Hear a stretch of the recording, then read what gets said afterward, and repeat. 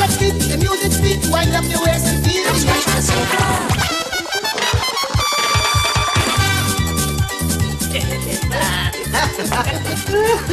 Oh, sorry, Pauline.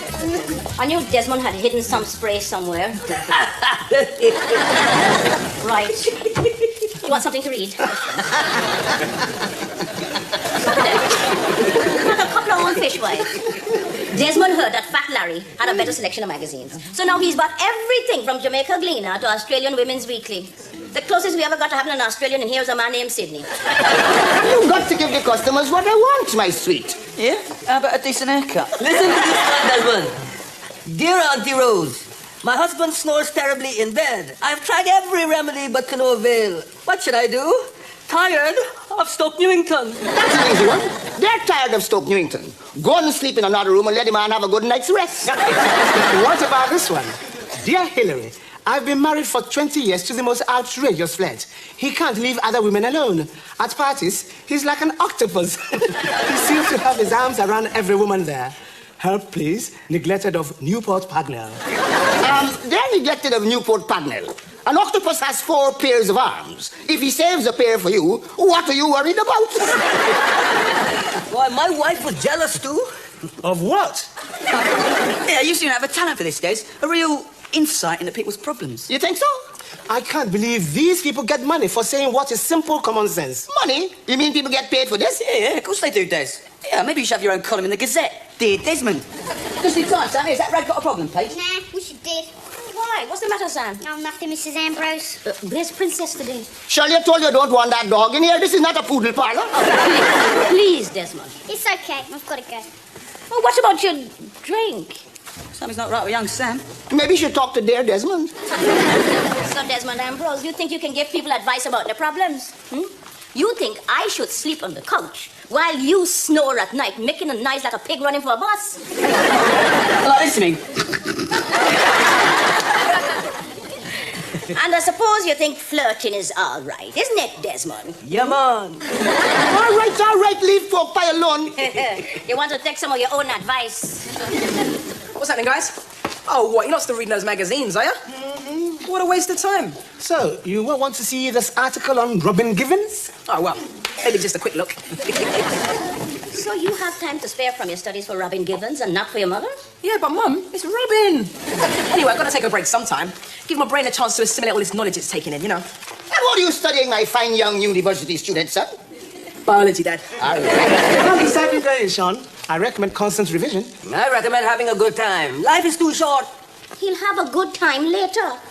Mum's right. Study and qualifications come first. I mean, you've got to look to the future, innit? Speaking of which, where's my horoscopes? Yeah, my stars in the Fisherman's Echo says I'm going to land something really big this weekend. Does that mean you're going to have a whale of a time with some old trout? Horoscopes, problem pages, oh, I don't know.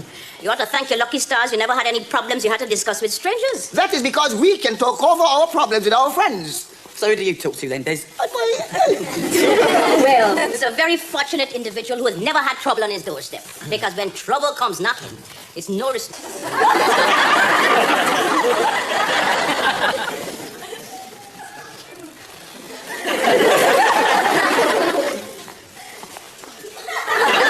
All because the lady loves jelly babies. Honey! Sorry, Cheryl, they didn't have any chocolates. So what's all this in here, lovely? This is my latest little money spinner, Des. A taxi service by motorbike. Ha! Entrepreneurial or what, eh? So instead of wheeling and dealing, you're dealing and wheeling. I hope you won't be speeding about, Lee. No, just zigging and zagging through the gaps in the traffic. Oh, well, you could say you're filling a gap in the market then. I don't understand the constant desire of people in this country to want to go faster all the time. In Africa, we take our time, relax and enjoy life. I agree with Matthew. You know, things should be run on African and West Indian time. There must be a balance. As you walk along life's highway, you must take time to smell the flowers by the wayside. What, in Peckham? The only thing you can smell along the wayside around here. Yeah, and I ain't stopping to sniff that. Listen, this taxi service is for people for whom time means money. What, like models and photographers going to shoots and that? Yeah, I'll tell you what, Des, you want to try getting caught in the traffic when they charge you £500 a morning?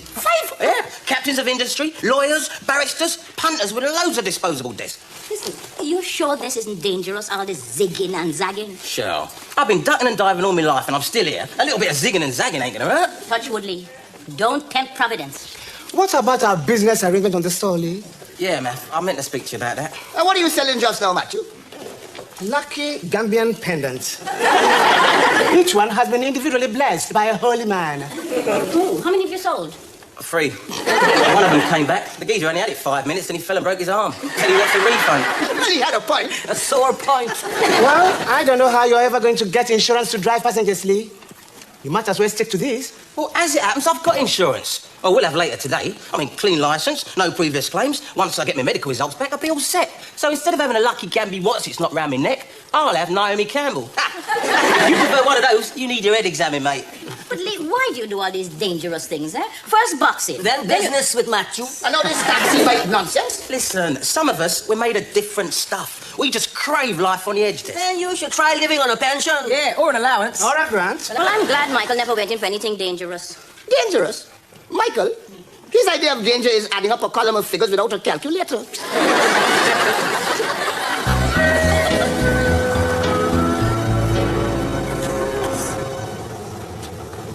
What's your Sam? How's it going, mate? Oh, come on, Sam. I heard you was feeling a bit down. What's occurring? It's my princess. Oh, women trouble. Listen, Sam. Women trouble, eh? See, the thing with women, you've got to really know your stuff. See, they're really tricky in the clinches. None of this Marquis of Queensberry stuff. Nah. All's fair in love and war. See? You need an expert in the corner showing you all the right moves. So what's with this princess, then? She's a dog. Well, beauty's in the eye of the beholder, Sam, but I'm sure she's a really nice girl. No, Lee, she is a dog. Oh, a dog. Yeah, she's not well. The rest can put her to sleep. Oh, well, I suppose it's for the best. There's no point in her suffering.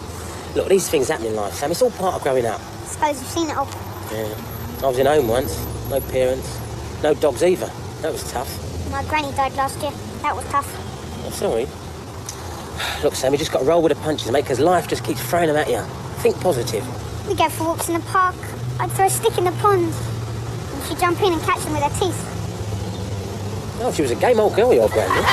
Princess, stupid. I'm going to miss her. Listen, why not give you a lift on my bike and we can chat some more? You could be my first customer. Yeah. But I don't have any money. Oh, forget it. You could buy me a pack of crisps or something.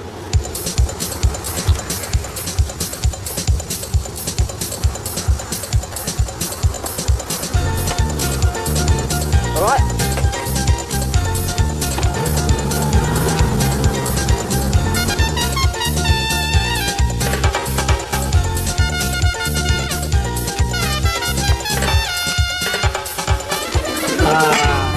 A woman's work is never done, eh, Popeye? 2 lumps, please. I'll give you 2 lumps, son. Why do men object to doing the simplest of tasks, eh? As if making tea was an affront to your masculinity. That's easy to explain, my sweet. You see, men are traditionally hunter-gatherers, while women are nest builders and homemakers. Thank you, Tony. Hunter-gatherers, the last thing I saw you hunting for, Desmond, was your reading glasses. And the only thing you lot gather around here is dust. Well, I suppose we could all go out and do dangerous jobs like Lee. I could open a school for bungee jumping. That I would like to see. And maybe Matthew can do something that would really terrify him, like getting a job. Or Popeye could try something really dangerous, like reading a book without any pictures in it. For your information, Matthew, I do a dangerous job. I live in fear of my life every day. What, you mean on lollipop duty? Surely, Popeye, the drivers respect you with your yellow coat and your sign. Who's talking about drivers? I'm talking about the kids. Here, Uncle Pork Pie, look, you forgot the toast. Hey, Sean, do you ever see yourself in a perilous profession? Not while I'm breathing. Keep still now, Wilbert. I'll tell you what, sweeping up around here while Pops is waving his razor around can be pretty risky. No risk, no pocket money. The biggest risk we take today are with career choices. I mean, by the time you go for a job, you find the whole sector's dead, finished. That's why I'm a barber. People will always have hair.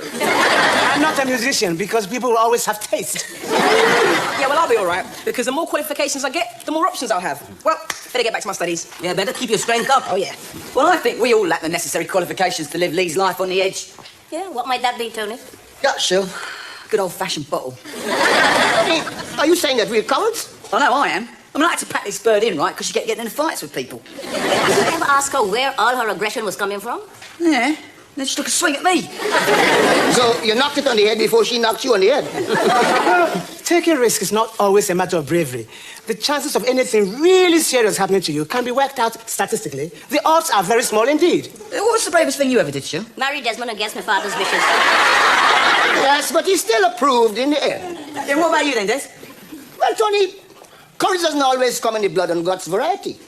Coming to this country took a lot of nerve. And a lot of nagging. And a lot of pushing and the shoving. And kicking and screaming. I still came first. I was the pioneer. Yeah, Desmond came to scout out the territory. He came during one of the hottest summers England ever had. And then he came back to Guyana and said the climate was perfect. Yeah. We all arrived here in February, wearing our lightest clothes. It was freezing. Weeks after that, people thought West Indians were blue. Lee? You look terrible. You haven't had an accident. I've just come back from the hospital. Got my medical results back. They found a shadow on one of my x-rays. What? Probably from my boxing days. What did the doctor say? I've got to go back tomorrow for a brain scan.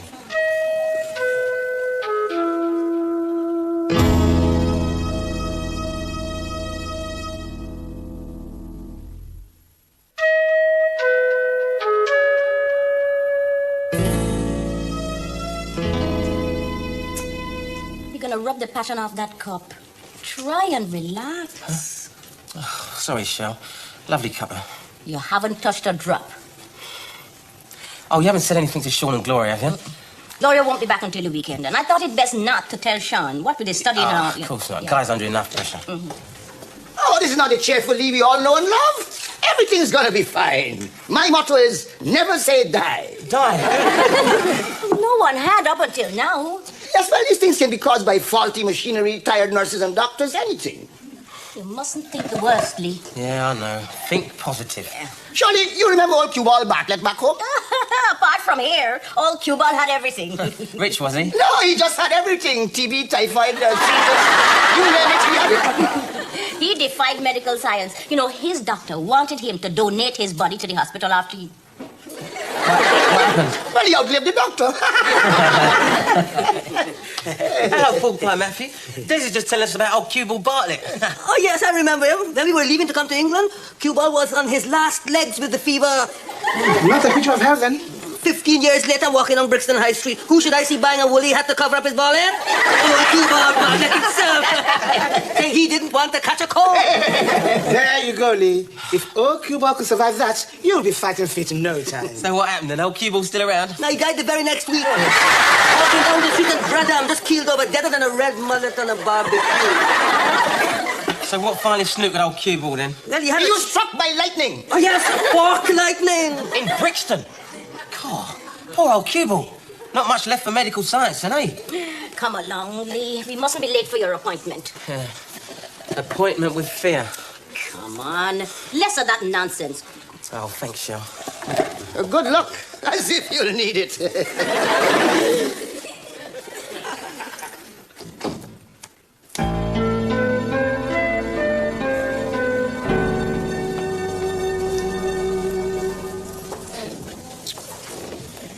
I hate hospitals. I mean, how do they expect people to get any better when there's all these sick people about? I have fond memories of hospitals. I brought 3 children into the world in hospitals. It's not all doom and gloom, you know. Never thought of it like that, Shell. Lee, think positive. You're right, Shell. A bloke like me's got a lot of living to do, girl. That's the spirit. Mind you, what bird's going to want to go out with a bloke with half his brain missing? Well, Desmond didn't do too badly. Now, see, that side of your brain is definitely working. Mr. Stanley?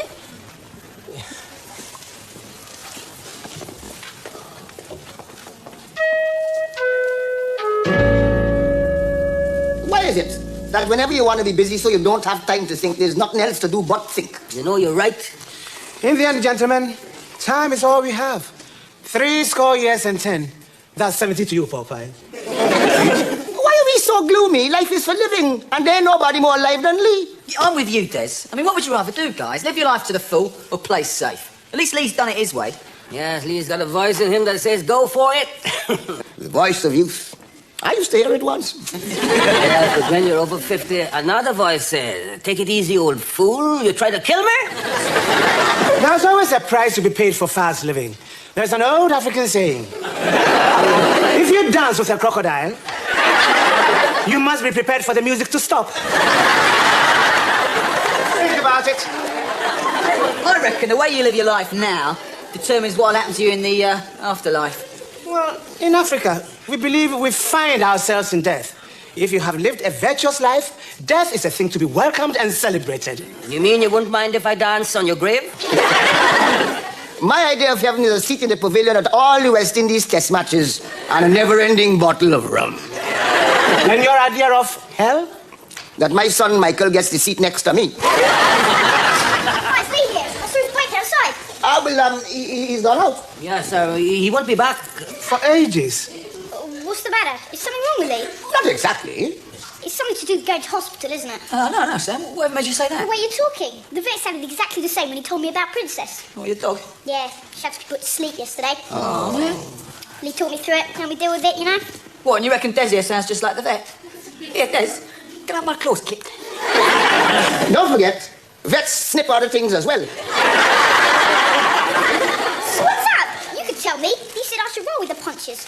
Just take a seat, Sam. We'll tell you all about it. Yes, come and sit in the barber's chair. No fear. I don't want people to think I have my haircut at Desmond's. What was that about rolling with the punches, man?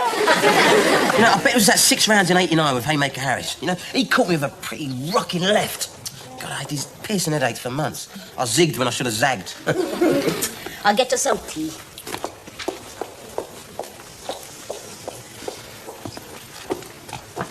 Sean, what are you doing here? Well, I came as soon as I heard, didn't I? I came to be with you. You're going to be cool, you know. Hey, how could a Peckham Prince be anything else, eh?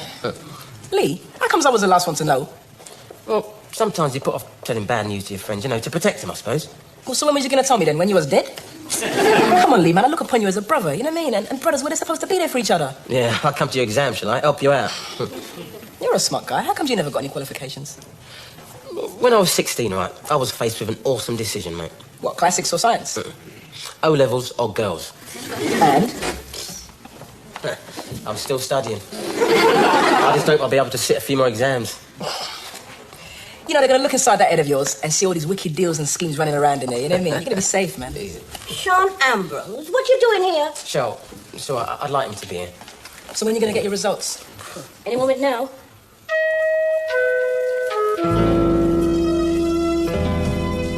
I feel like perplexed of Peckham.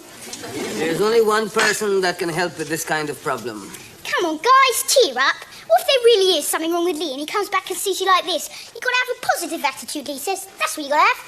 You're right, Sam. We must remain hopeful. I haven't seen the shadow yet that Lee couldn't outbox. In Shirley's absence, I'll be mother. Milk with sugar, Des. Johnny, the staff can look after themselves. Themselves? There is only me. It's funny. Lee said Shirley was like his mum too. Shirley has been a mother to us all, one time or another. Except me. She's my wife. But you're always complaining that she treats you like a child. That's because he always behaves like one. Where's Lee? Lee, they operated straight away? Come on, mate, take a later. Are you going to tell us or what? Come on, tell us the worst. Oh, relax, everybody. Lee is perfectly all right. So what's this plaster then? Well, when the doctor told Lee he was going to be all right, he was so delighted, he leapt up, raced down the corridor and walloped into a door as a trolley came through. He ended up in casualty. Yeah, but I've got the nurse's phone number, though. I knew you'd be all right. Oh, yeah, all right. I bought you crisps. Oh, thanks. My first paying customer. Oh, here, Sean, you have these. I'm not in the mood for hedgehog flavour. What is the shadow on the X-ray? Lee. It must have slipped down behind my head as I lay on the X-ray table. He was wearing it for luck. And you said I should have my head examined. Well, he's all right. So they must be lucky.